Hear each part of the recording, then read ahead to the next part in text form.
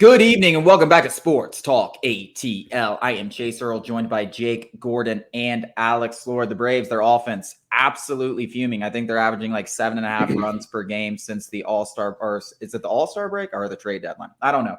Regardless, absolutely fuming. Matt Olson, Austin Riley. Don't think I've seen two guys back-to-back as hot. They have 26 homers combined since the All-Star break. 26. It's been a month. They have combined for 26 homers. That's insane. Nicky Lopez. Hey, I heard all the guys that said, hey, man, this guy sucks. Why'd we get this guy? Oh, that's why we got him, because Ozzie Albies gets injured. We'll talk about that later. He steps in. There's no drop-off. I mean, listen, imagine if we had Charlie Culberson starting at second last night. It wouldn't be the same. Getting that depth, it is important. Eddie Rosario is starting to get a little hot. Marcell Ozuna is starting to get a little hot. Michael Harris has already been scorching hot. Ronald Acuna doing his thing. Sean Murphy had a couple homers the other. It's like when this offense gets hot, it's unbeatable. And then, of course, Max Fried is probably the big storyline. He bounces back nicely against a bad Yankees lineup, but really should have only given up the one run. He had that pickoff that probably should have been a ruled in air on Matt Olson on the throw to second base, but it wasn't. Gives up 2 runs, settles down after the second inning. He was amazing. This rotation's starting to look a lot better. You got to feel good about where the Braves are at as long as Ozzie Albies' injury is not serious. Yeah, no, it was crazy too because, obviously a lot of emphasis has been placed on the Braves hitting home runs, and it should. But, I mean, bottom of the second, RBI single, bottom of the third, RBI single, RBI single. Like, I mean, it was just death by 1,000 cuts at certain points. And then you started off with a Riley bomb, and then Eddie Rosario just absolutely smokes one. Like, it's just great. And now Eddie's heating up too. I brought that up just kind of accidentally, but Eddie's heating up now too. And it just seems like everybody's starting to click again. And, even the pitching staff's had some troubles. They've already figured it out. It's only been, about maybe 2 weeks where it's been a little rough with the pitching, but it feels like they're already, starting to get back into a groove. I tweeted out last night that it feels like every other month Eddie's either just a tomato can or just the best player in baseball. And so if he's the best player in baseball in August, he's going to be terrible in September. And then we always know, steady Eddie come October time. But yeah, slump in the pitching staff was always just that, just a slump. It's no big deal. I still would be for Charlie Morton, Bryce Elder, and even Spencer Strider, getting some extra rest. AJ Smith-Shawver, Michael Soroka, Alan Winans, all these guys can and are capable of contributing at the major league level. But even still, it doesn't matter. Like you guys just said it. Chase just went through 1 through 9. 1 through 9, and they've all got above or right at an 800 OPS. I think the team OPS is very close to 820 or just over 820. It's 904 since the All-Star break, which is just insanity. That's insane. It doesn't matter who's on the mound. When you've got a lineup that could do this, and Jake just mentioned, they singled the Yankees to death yesterday, but they also hit a few bombs. This team can win in so many different ways. Pierce Johnson looks absolutely unbelievable. That's another guy, these Nicky Lopez, Pierce Johnsons, etc. I can't imagine what it feels like going from the Rockies or the Royals, any other bum trash can organization, and then coming to the Braves where these guys are just so ecstatic to show up to the park. They love playing with each other. The banter in the locker room is unbelievable. The guys just love each other.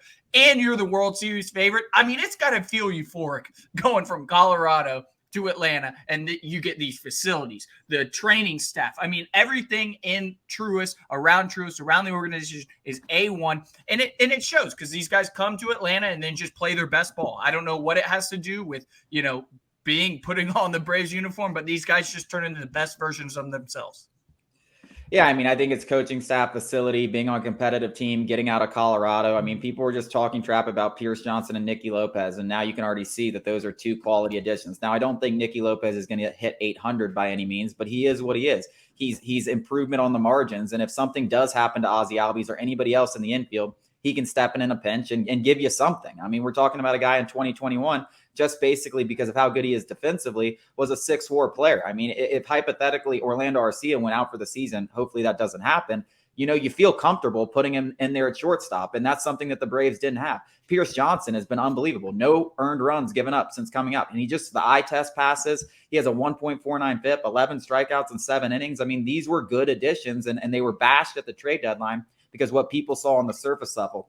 One thing to Jake's point I wanted to point out, and I think this is the difference when we talk about why this is a historically good offense compared to all the offenses before this have all been pretty good. Like last year's offense was pretty damn good.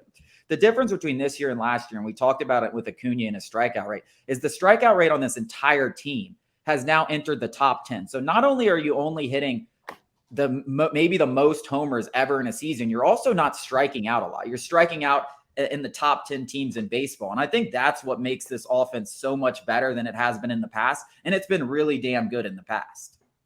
Yeah, and specifically a person I want to point out, you just mentioned Ronald Acuna Jr., and we talked about it ad nauseum. You know, it's the game is starting to slow down up here for Ronald Acuna Jr. He's understanding the nuances of the game, how pitchers want to attack him, certain situations, all those things. And you're seeing it. His strikeout rate fell by half. I think it's at like around 11, 12% from like 24%.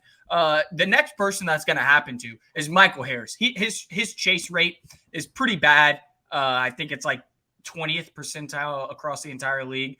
And that's also gonna get better as Michael Harris, starts to understand the nuances of the game. So look out for that to happen. He's already, I think he's at 1,000 OPS since returning back from injury, or right there. I mean, he's just another guy that's just he's almost hitting 300 on the season.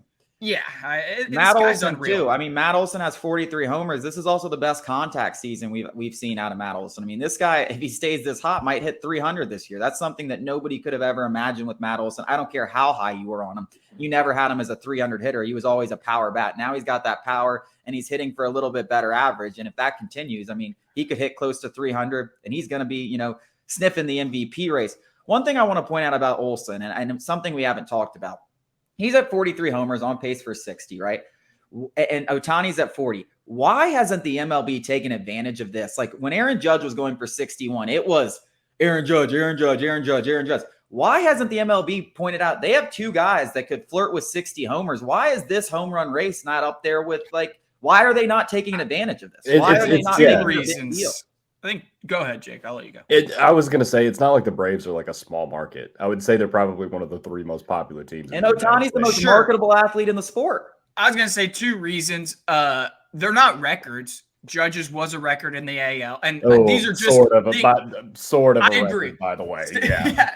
They're records. They're records. I actually almost wrote an article about, could Matt Olson break the home run record and then in it be like, these don't count. This was steroid era. I mean, it's the same. I think. But also the Yankees are the biggest brand in sports that isn't the Cowboys. So yes, the Braves are not a small market team, but they're not even close to the Yankees. Like, let's not kid ourselves. So those two things are pretty, one is an actual record. One's not. Yankees. But Ohtani is an international superstar. The MLB does this regularly where they don't capitalize on stars and stories regularly. More about the records. Screw all that. I mean, 60 home runs, whatever you want to say it. Like, we all know the asterisks by players in front of them. 60 home runs is something to celebrate. I don't care if it's a record or if it's not. And more than anything, if you're baseball, you are like, we talk about the Falcons building on momentum. They made a lot of good moves. These pitch clocks, attendance is up by 10%, viewership's up by 10%. Why not take advantage of one of the most exciting things, which is home runs, and two of the most exciting players that are red hot, and try to make this as big of a storyline as you possibly can? It's really not about the records or anything. It's about what excites people, what brings people to the game. Well, they're not getting any help from the networks. I mean, ESPN rarely covers it. Fox rarely covers it. They're getting no help from the network. It's crap. It's crap from all this networks not covering baseball. You see First Take occasionally talk about it when Mad Dog gets on, and then you got Stephen A spouting off about he has no idea what's going on in baseball. And Mad Dog is Mad Dog. He's about the only guy, a popular guy on the national level who actually knows a thing or two about baseball. It's criminally undercovered on the national level. ESPN has all the broadcast rights to these games. Like, they broadcast the game pretty much throughout the week during the offseason of football on ESPN. Like, they could put, just like they did last year with Aaron Judge, they could put Matt Olson and Shohei Ohtani constantly flipping back and forth and make something out of this and talk about the race and stuff like that. It's really just about creating a narrative. It's shocking to me, especially with as hot as Matt Olson. I mean, if Matt Olson stays this hot, we might not be talking about 61, 62. Like, we could be talking about breaking Aaron Judge's record. Like, it's not out of the realm of possibility. I don't understand why they don't make it a bigger deal. Yeah, we were a year late on the 50 home runs thing. Yeah. I know. I said that.